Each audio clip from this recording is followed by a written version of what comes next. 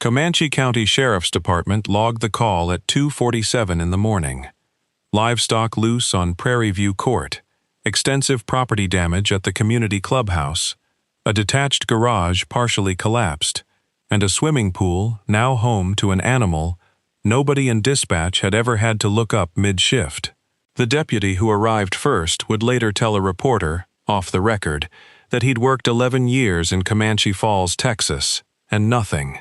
Not the ice storm of 2021, not the meth lab fire out on Route 9, had prepared him for the sight of a 2,000-pound bull bison standing chest-deep in a chlorinated pool, blinking at the underwater lights like he'd wandered into the wrong bar by mistake and was too polite to leave. By sunrise, 6 bison were still unaccounted for. 3 had been tranquilized in the community garden, flattening $4,200 worth of crepe myrtles the landscaping committee had planted only that spring. 1 had gone straight through the clubhouse's decorative wrought iron fence like it was made of drinking straws, taking 11 feet of custom fencing and a stone pillar down with it. Total damage estimate by the time the insurance adjuster finished walking the property, $61,400, and that number would climb before the week was out. The man who owned those bison was standing at his own perimeter fence line at 4417 Bison Trail Road, still in the boots he'd pulled on at 2:30 a.m., watching floodlights sweep across land his family had ranched since 1987. He wasn't thinking about the fence. He was thinking about a padlock, the one the Whispering Prairie Ranch Estates Homeowners Association had bolted onto his private access gate 9 days earlier, and the water truck that never made it through because of it. His name was Marcus Dalton. Everyone called him Mac, and by the time this story was finished, the Whispering Prairie Board would understand, in exhaustive and expensive detail, what happens when you lock a rancher out of his own land and then act surprised when the animals get thirsty enough to do something about it. Drop your city and tell me, do you live in an HOA? I want to know how many of you are watching this from behind enemy lines right now. Whispering Prairie Ranch Estates sat on 900 rolling acres, 22 miles outside Comanche Falls, the kind of development built to sell people a fantasy. 42-acre ranchette parcels, a community clubhouse with a pool and a stone fireplace nobody actually used, a stocked 6-acre lake advertised in the original marketing brochures as Whispering Lake, and a set of covenants, conditions, and restrictions running 61 pages that most buyers signed without reading past the table of contents. The developer's pitch back in 2009 had been simple. You get the acreage, the horses, the wide-open hill country sky, and none of the chaos. HOA managed infrastructure, private roads maintained by the association, a gated main entrance with a keypad, the illusion of the frontier, with the reassurance of a property manager on speed dial. What the brochure never mentioned, and what Mac Dalton had learned the hard way over 15 years of board turnover, meeting minutes, and slow-building resentments, was that a rural HOA staffed by retirees with strong opinions about mailbox posts could develop exactly the same appetite for control as any suburban cul-de-sac association. They just had more acreage to be controlling about, and fewer neighbors close enough to notice when it went too far. Mac had bought his 42 acres in 2011, 6 months after his final deployment ended, and 18 months before his Army retirement paperwork cleared. 22 years in uniform, most of it logistics, the unglamorous, unforgiving work of making sure food, fuel, and water arrived where they were needed, on time, in places where late got people killed. He'd made Master Sergeant, done 2 tours in Afghanistan, buried friends whose names he still said out loud on their birthdays, and come home wanting exactly one thing: land quiet enough that the only thing barking orders at him would be his own cattle dog. He'd started with 11 head of Black Angus, learning the rancher's trade the slow way, mistake by mistake, the way you learn anything worth knowing. By 2019, after a conversation with a Texas parks and wildlife biologist at a county fair, that turned into a 3-hour rabbit hole standing next to a funnel cake stand, he'd sold the cattle and started building a bison herd instead. A smaller startup cost than most people assumed. Hardier animals suited to a punishing hill country climate, a growing regenerative grazing market among restaurants in Austin willing to pay a premium, and a species that, frankly, felt like it belonged on land that used to be genuine buffalo range before anybody thought to subdivide it into ranchettes with names like Whispering Prairie. By the time this story starts, Mac ran 38 American bison across 31 fenced acres, sold quarter shares of grass-fed meat to 40 families across 3 counties, and held an active agricultural exemption on file with the Comanche County Appraisal District, a fact that mattered enormously, and that the Whispering Prairie Board would spend the better part of 2 months pretending didn't exist. His wife Cheryl ran the books and the herd share website from a converted mudroom office, fielding orders and answering the same 3 questions from curious new customers about whether bison meat tasted gamey, it didn't, and whether the animals were dangerous, also usually not, though usually was a word that was about to earn a lot of scrutiny. They had 2 grown kids, a daughter finishing a nursing program in San Antonio, a son stationed at Fort Cavazos who called every Sunday, and a border collie named Trooper, who considered the entire 31 acres his personal jurisdiction. Mac genuinely believed, right up until the 2nd week of June, that he'd built about as close to a peaceful life as a man in his 50s could reasonably ask for. The gate that started it all wasn't the community's front entrance.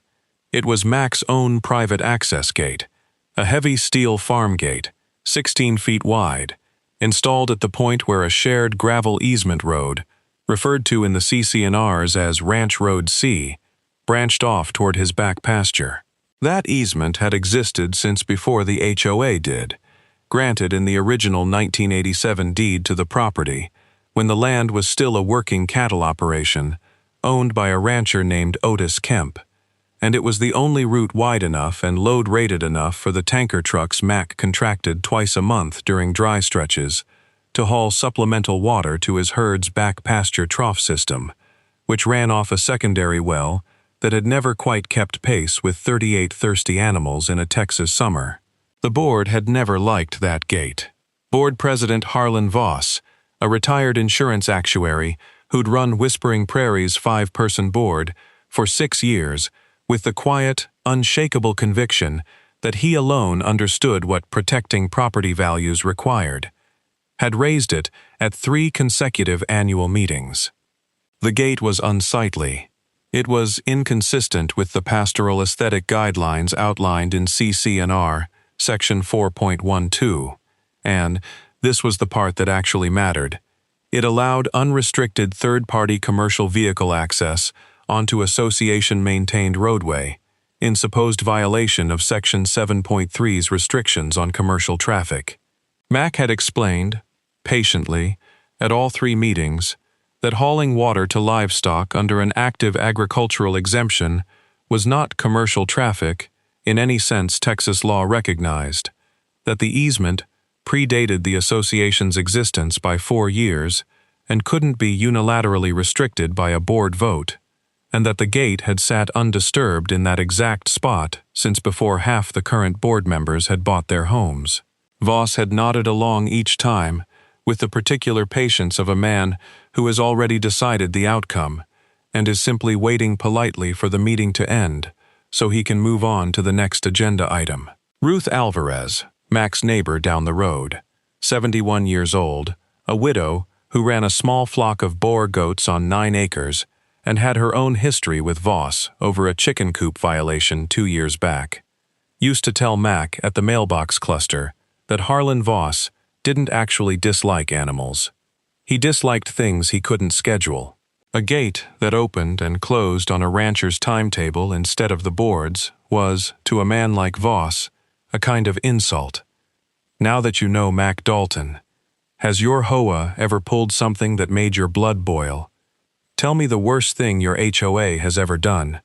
because I have a feeling this comment section is going to be a long one. The letter arrived on June 9th, certified mail, return receipt requested, on Meridian Community Management letterhead.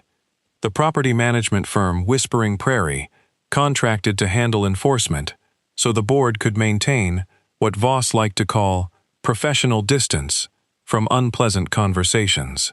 It cited CCNR Section 4.12/G, Access Control and Perimeter Gate Standards, and Section 9.1, Fines, Penalties, and Enforcement Procedures. It informed Mr. Dalton that his private ranch gate on Ranch Road C constituted an unauthorized modification to a shared access easement, that he was in violation as of the date of the letter, and that he had 14 days to bring the gate into compliance, meaning, functionally, remove it, or the association would exercise its authority under Section 9.1 to install its own compliant access control mechanism at the location, at the homeowner's expense, and would begin assessing a daily fine of $250 until the violation was cured. Mac read the letter twice at his kitchen table, set it down, and said the word he generally reserved for equipment failures during calving season. Cheryl read it a third time and asked the obvious question: how exactly does an HOA install its own gate on a road they don't own, across an easement they have no legal claim to, without so much as a phone call first? The answer, as it turned out, was badly, and with a rented forklift. On the morning of June 23rd, 14 days to the letter, to the hour, Mac drove out to check on the herd and found a brand new galvanized steel gate bolted directly across Ranch Road C, chained, and secured with an association-issued combination padlock. No key, no code shared with him. A laminated notice zip-tied to the top rail read, "Access restricted pending compliance hearing, Whispering Prairie Ranch Estates HOA." He was, by his own later account, too stunned to be angry for the first 10 minutes.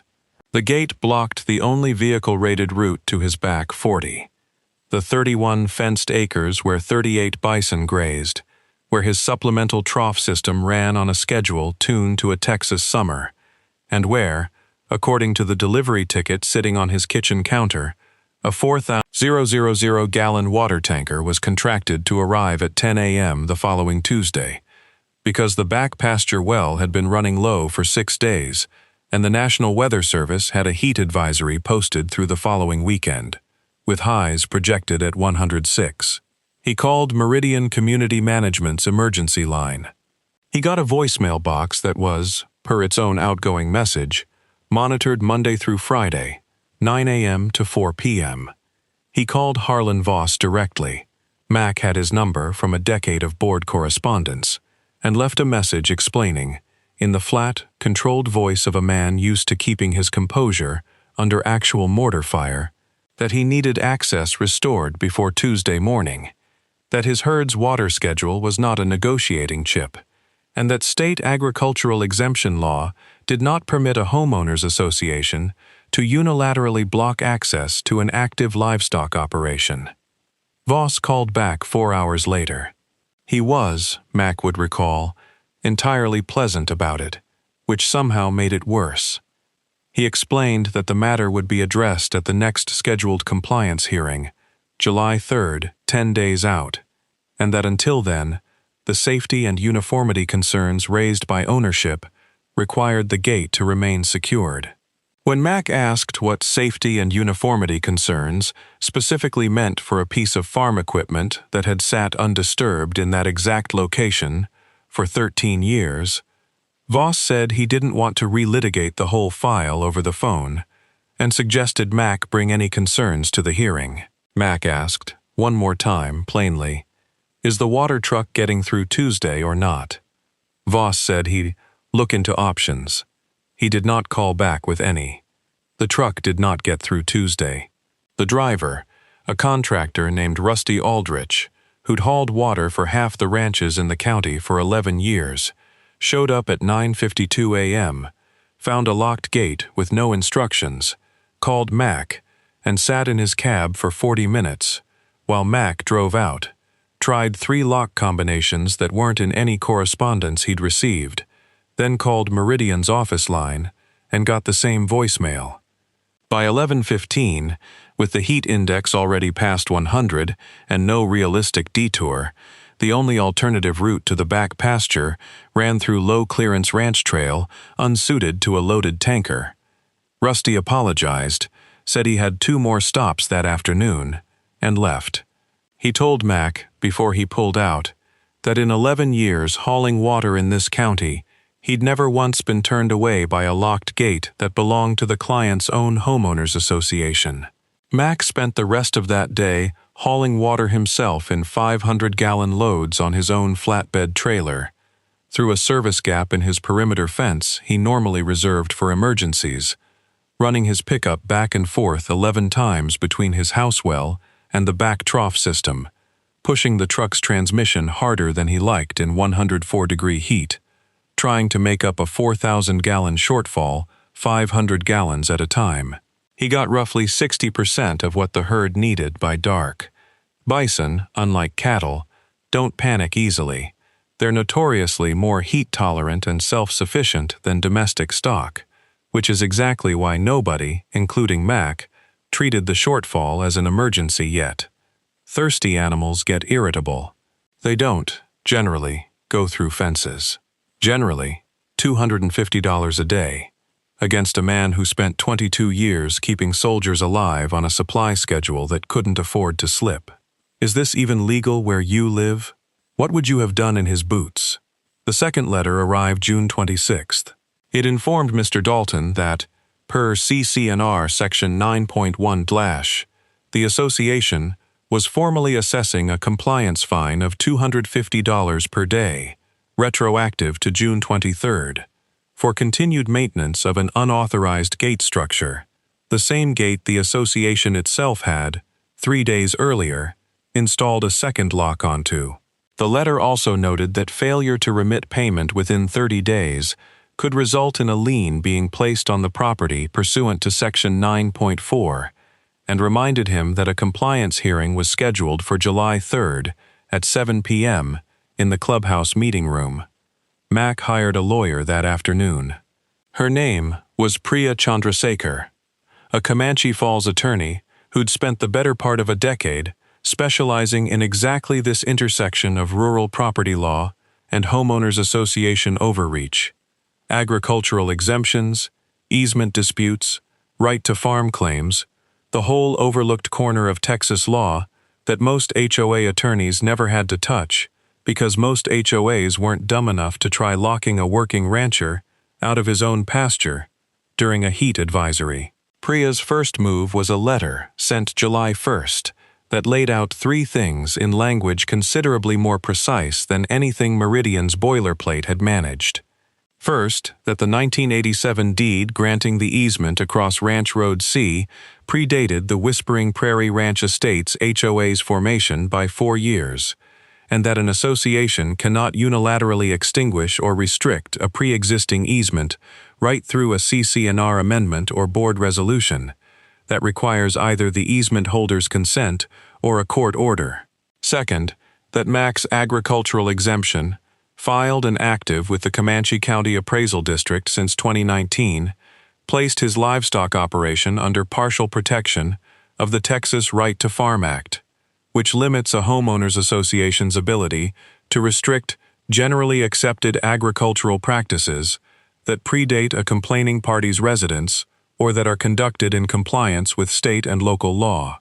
Third, the line Mac appreciated most, that installing a lock on someone else's legally granted access point without providing them the combination or a key was not enforcement. It was, in plain terms, unlawful obstruction. And if it resulted in harm to livestock or property, the association's insurance carrier was going to have a very interesting conversation with its policyholder. Voss's response, forwarded through Meridian 3 days later, did not budge an inch. The association, it said, disputed the applicability of the Right to Farm Act to a residential planned community and maintained that the gate remained a valid Section 4.112 enforcement action pending the July 3rd hearing, at which Mr. Dalton was welcome to present his position for the board's consideration. The hearing lasted 19 minutes. Mac brought Priya. Priya brought the 1987 deed, the Appraisal District exemption letter, and a bound copy of the Right to Farm Act with the relevant sections tabbed and highlighted. Voss brought Treasurer Denise Ackroyd and Secretary Ray Buckholtz, listened to 11 minutes of Priya's argument, with his hands folded and his expression entirely unmoved, and then voted 3-0 to uphold the compliance fine and keep the gate secured, pending a formal legal review by Association Counsel. He did not specify when that review might conclude. He did specify, unprompted, that daily fines would continue to accrue in the meantime. Mac walked out of that clubhouse having spent $2,100 in June water fines and roughly the same again in legal fees, having lost 40% of a water delivery to his herd for 11 straight days, and having learned the single most important fact of the entire ordeal: the board did not actually believe anything bad was going to happen. They believed they were managing a paperwork dispute. Mac, who had spent 2 decades in logistics, learning precisely what happens when a supply chain gets interrupted long enough, understood they were managing something else entirely. The community, for its part, had started noticing. Whispering Prairie ran on a private neighborhood Facebook group of about 200 members, and by the second week of July, the group had turned into a slow-motion referendum on the Dalton Gate. Some homeowners sided with the board on pure aesthetic grounds. A few genuinely didn't like the look of a working farm gate against their vision of ranch elegance, a phrase actually used in a comment thread that ran to 60-some replies. Others, led quietly by Ruth Alvarez, started asking pointed questions about why the board was spending association funds on gate installation and legal review instead of, say, the community lake's algae problem, which had gone unaddressed for 2 summers running, or the potholes on the main entrance road that 3 separate residents had submitted maintenance requests about since spring. Mac just made a critical move here, hiring an agricultural rights attorney instead of just quietly paying the fines and hoping the board would lose interest. Was that the right call? What's your strategy when a board comes after your livelihood? Priya's second move, filed July 8th, was a formal request for records under Texas Property Code, Chapter 209, which, unlike some states' more toothless disclosure statutes, gives Texas homeowners a real, enforceable right to inspect association financial records, board meeting minutes, and correspondence related to enforcement actions taken against them. She requested every email, memo, and invoice tied to the gate's installation, the compliance fines, and any communication between the board and Meridian Community Management referencing Mac Dalton by name, going back 18 months. Meridian sat on the request for the statutory 10 business days, then produced a partial file, heavily excerpted board meeting minutes, and a stack of invoices that Priya immediately flagged as incomplete. She sent a second demand, citing the specific statutory penalty under Section 209.007 for associations that fail to produce records in good faith, and reminded Meridian, in writing, that the penalty was not symbolic.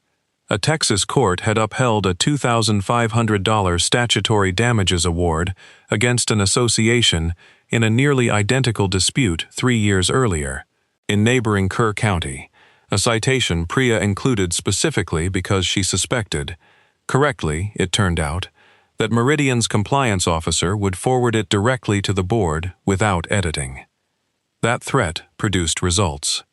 The full file arrived 12 days later, and it was, for Mac and Priya both, better than either of them had dared hope.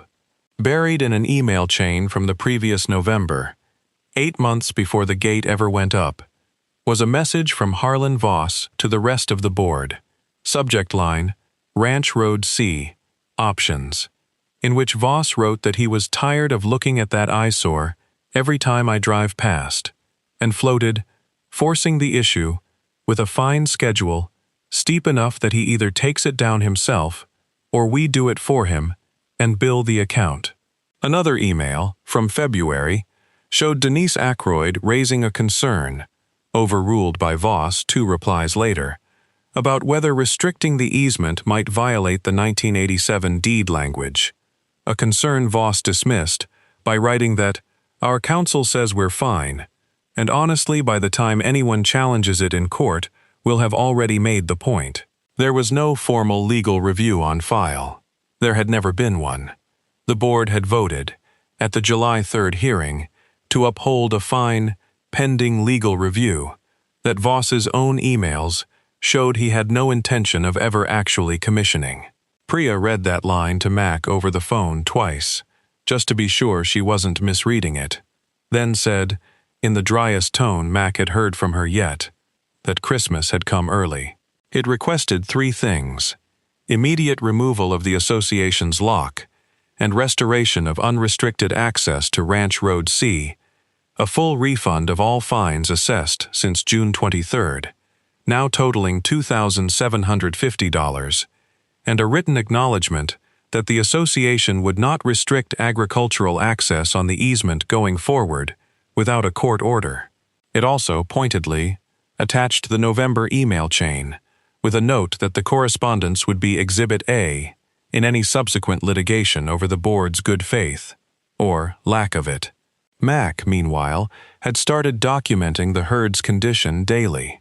Photographs, trough water levels, a log of every delivery attempted and blocked, because Priya had told him, correctly, that if this ever went in front of a judge, or a jury, or a reporter, specificity would win the case, that outrage alone couldn't. He didn't know yet how soon he'd need that log, or how much worse things were about to get before they got better. The heat advisory that had been sitting over Comanche County since late June didn't break. It got worse. By the last week of July, the National Weather Service had extended the advisory a 3rd time, with a heat dome settling over central Texas that pushed daytime highs past 108 for 6 consecutive days, and nighttime lows that barely dipped under 90. Mac's well, which fed both his house and, through a secondary line, a portion of the back pasture trough system, had been running at reduced pressure for 2 weeks, a known issue he'd already scheduled a well contractor to address, with an appointment booked for August 2nd. The water truck deliveries weren't a luxury. They were the only thing keeping the gap covered until that appointment, and every day the gate stayed locked was a day that gap widened. Voss's board, having received Priya's demand letter on the 22nd, did not respond to it at all. Voss did, however, respond to a resident's Facebook post that same week. The group had by now split fairly evenly into camps, with a comment, screenshotted by no fewer than 6 people before he deleted it, that read, "The gate stays up until he complies. This isn't complicated. Some people think the rules don't apply to them because they've got animals instead of a lawn." The comment did not age well. It would, in fact, come back to define the entire affair. Mac's lawyer just walked into that hearing with 8 months of the board's own emails sitting in her bag before anyone else knew they existed. Right call? Building the paper trail quietly instead of going public early? What's your strategy? On the night of August 1st, a dry-line thunderstorm system rolled through Comanche County, heavy on lightning, light on rain, the kind of storm that dumps barely a 1/4 inch while throwing enough electrical activity to spook every animal within 5 miles. It hit the ranch a little after 11 p.m. Thunder cracked close and constant for nearly 90 minutes. The bison, already stressed by 11 days of reduced water access, agitated further by 3 straight nights above 90 degrees, and now rattled by a storm system that lit the sky without delivering the relief of real rain, did what herd animals under compounding stress sometimes do. They moved.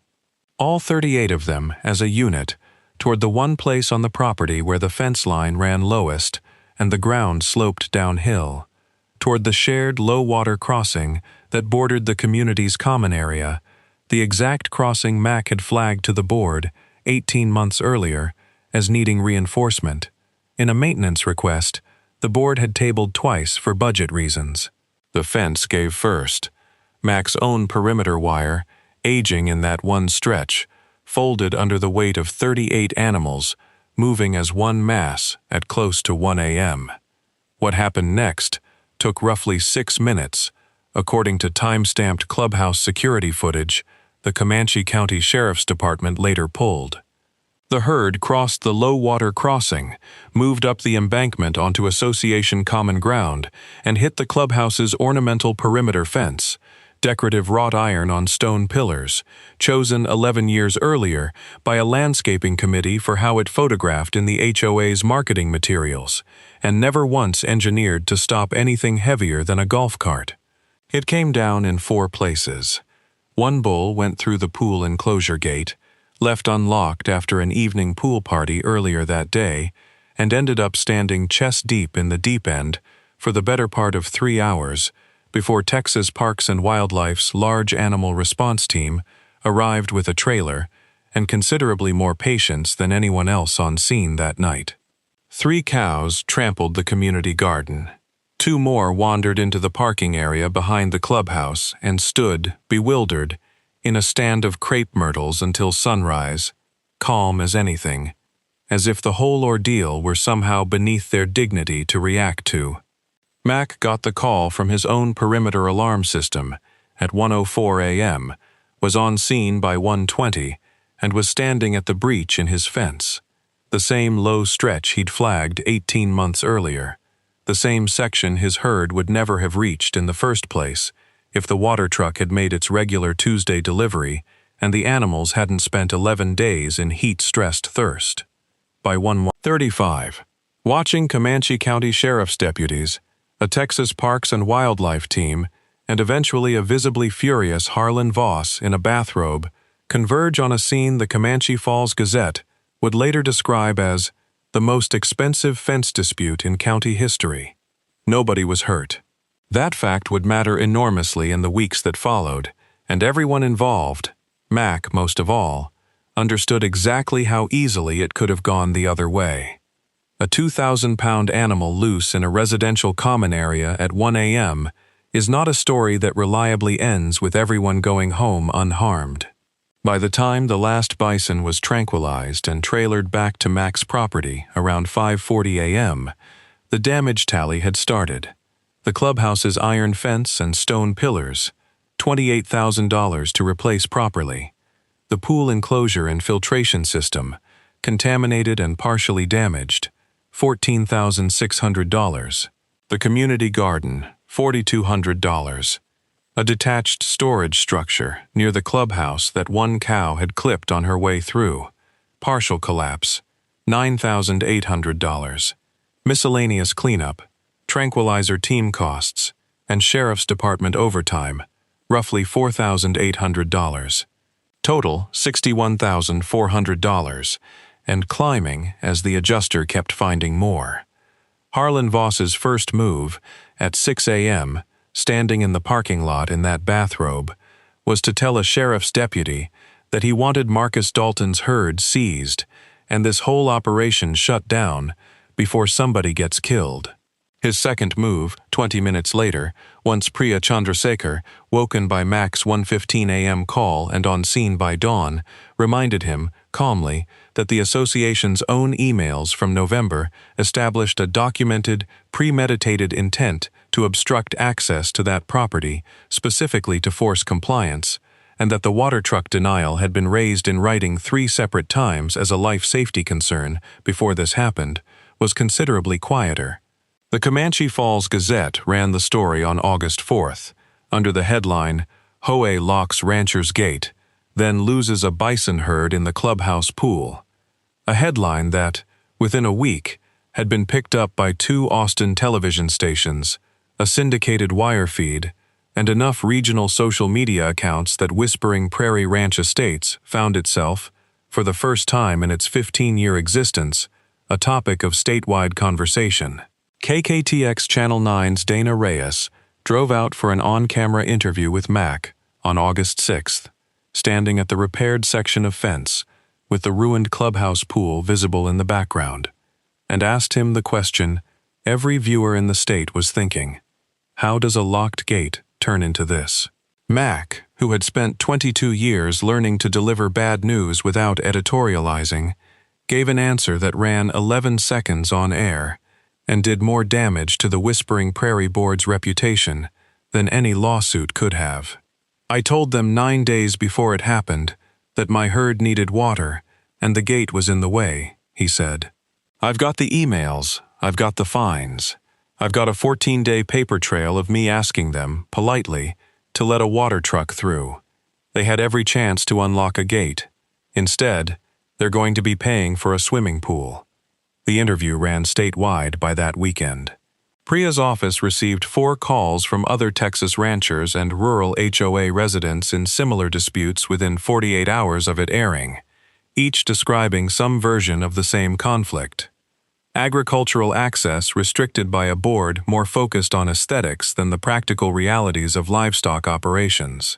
She hadn't planned to build a broader practice around it. The board's own actions had just handed her one. A locked gate turned into a $61,400 insurance claim and a bison standing in a swimming pool. Was Harlan Voss's board actually reckless or just unlucky?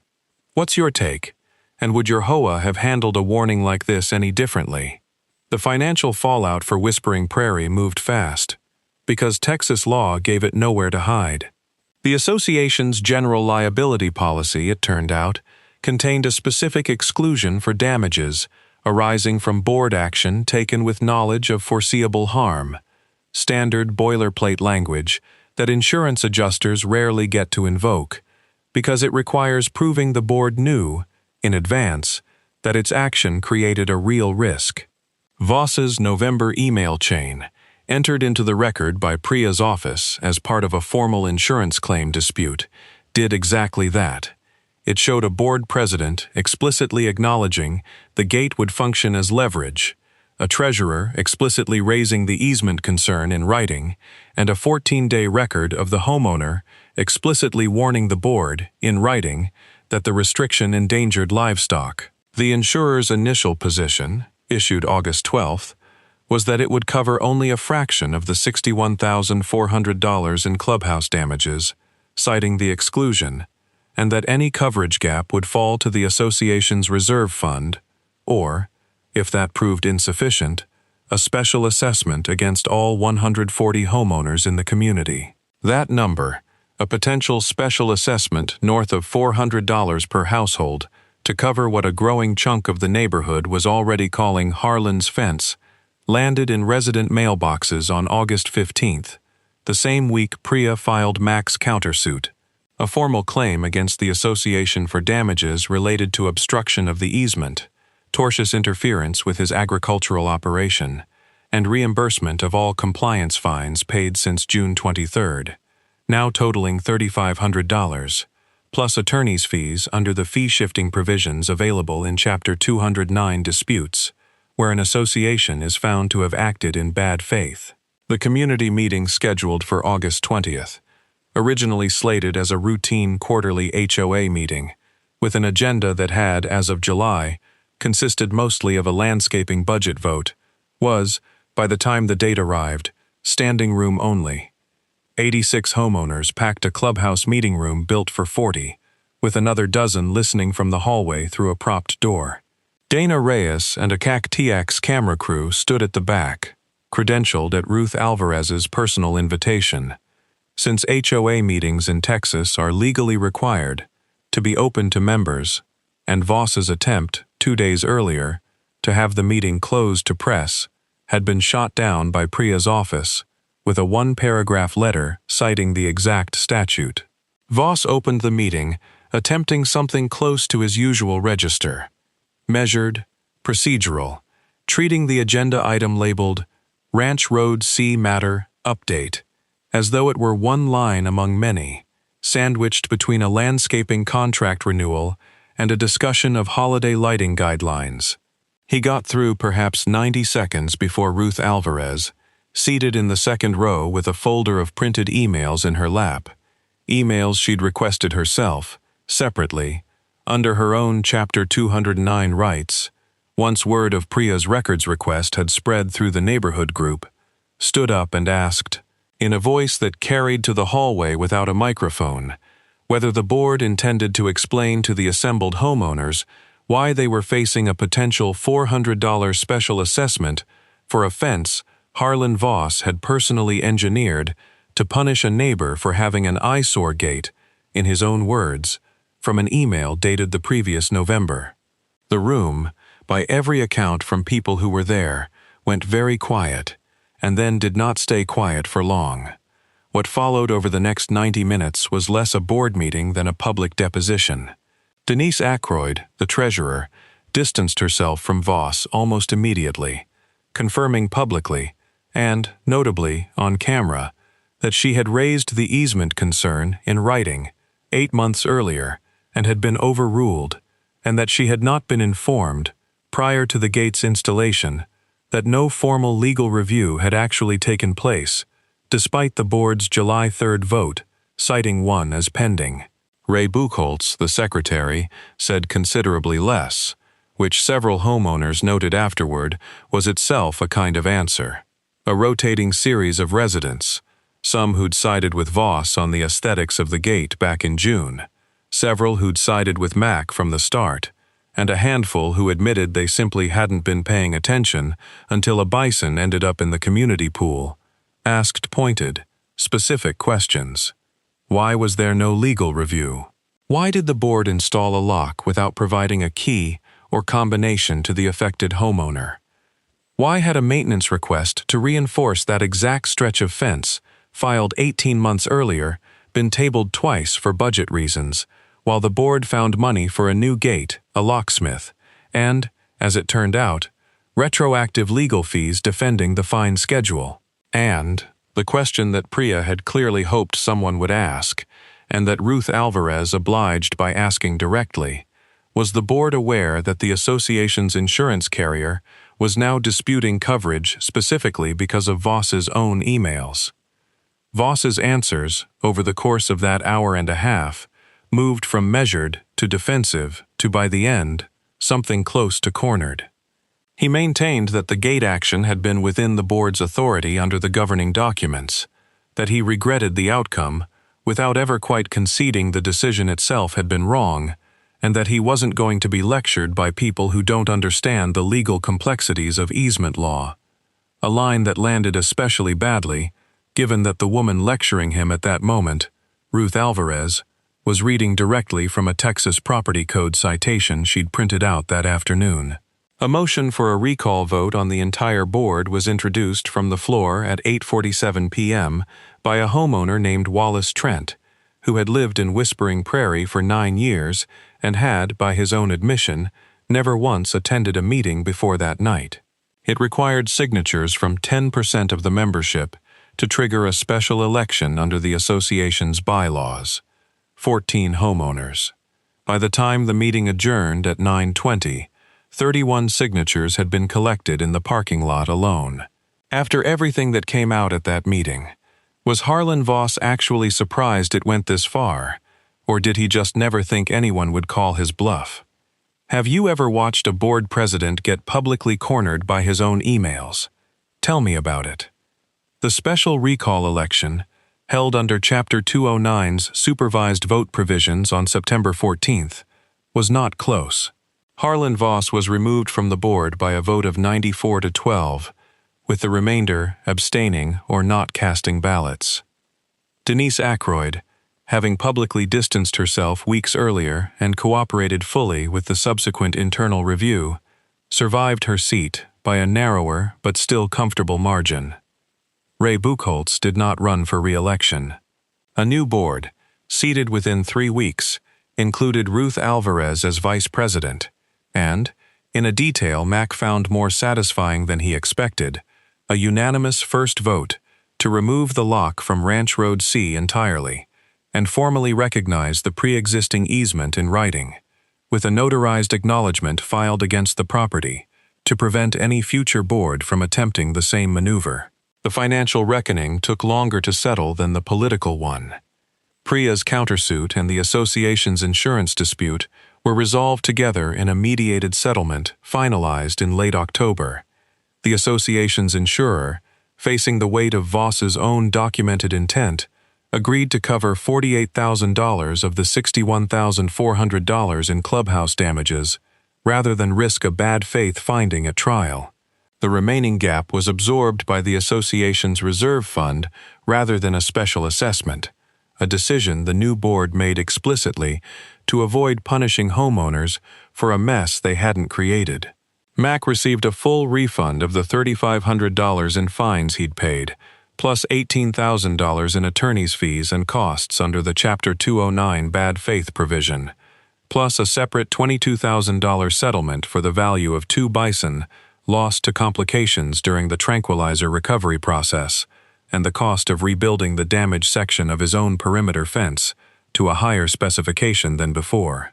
Voss, notably, was not personally liable for any of it under the association's governance structure, a detail that struck plenty of Whispering Prairie residents as unsatisfying, and that Priya herself acknowledged, in a follow-up interview with Dana Reyes, as one of the genuine, frustrating gaps in how Texas law lets board members walk away from decisions that cost everyone else real money.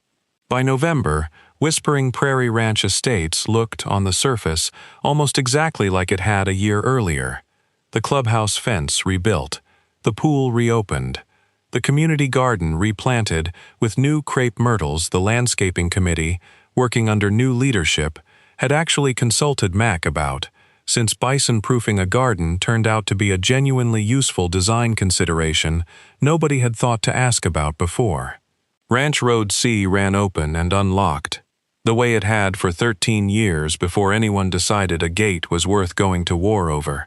The community Facebook group had mostly returned to its usual rhythms of lost dog posts and lawn care recommendations, though the Ranch Road C thread remained, unofficially, the most commented-on post in the group's history. And every new board meeting agenda for the following year opened with a standing item, added at Ruth Alvarez's insistence, labeled simply Easement and Agricultural Access Review, a permanent institutional memory of the 11 days in June when a board decided a farm gate was worth more trouble than it was. The new board, within its first 2 months, commissioned an actual independent legal review of every easement and agricultural exemption on the property. The review Voss had claimed, in writing, was pending and had never once requested. It found 4 other properties with legitimate agricultural access rights the CC&Rs had never properly accounted for, and amended the governing documents accordingly, closing the exact loophole that had let one board president treat a deeded easement as a bargaining chip in the first place. Mac's herd, 36 strong after the 2 losses, grazes the same 31 acres it always has, and the water truck runs its Tuesday schedule without incident, because the gate that once blocked it doesn't lock anymore. A small, specific fact that mattered enormously to one rancher, and that a whole community had to burn down a section of ornamental fencing and a swimming pool to relearn.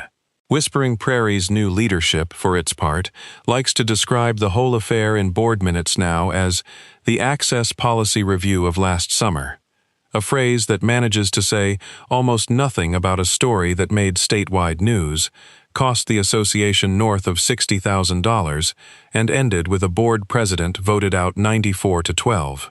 Somewhere out past the low water crossing, the fence has been rebuilt higher and stronger than it ever needed to be before, less because 38 bison are likely to test it again, and more because Mac Dalton, 22 years a logistics man, has never once in his life believed in leaving a supply line to chance twice. After everything Mac Dalton went through, was it worth it in the end?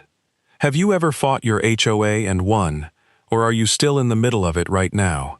Tell me your story below.